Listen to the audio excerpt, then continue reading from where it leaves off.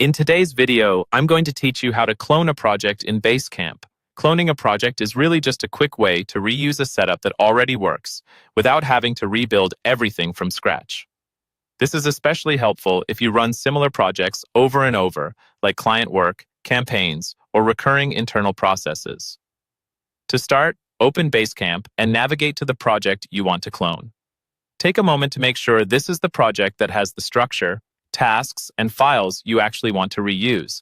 If there are old to-dos or outdated documents, it might be worth cleaning those up first so your cloned versions stay tidy and relevant. Once you're inside the project, look toward the top right corner of the screen. You'll see a three-dot menu, often labeled as More Options or represented by an icon with 3 dots. Click that menu to reveal additional actions you can take on this project. From that list, choose the option that says Save as a Project Template. What you're doing here is turning this existing project into a reusable template that Basecamp can use to create new cloned projects. After you select Save as a Project Template, Basecamp will open a configuration screen. On this screen, start by giving your template a clear, descriptive name. Think of something that will make sense to you and your team in the future, like Client Onboarding Template or Marketing Launch Template. A good name makes it easy to spot and reuse the template later.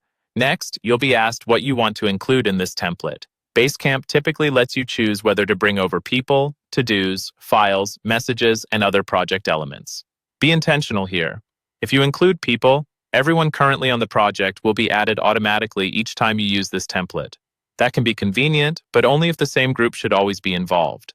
For to-dos and files, include only what you want replicated in every new project of this type.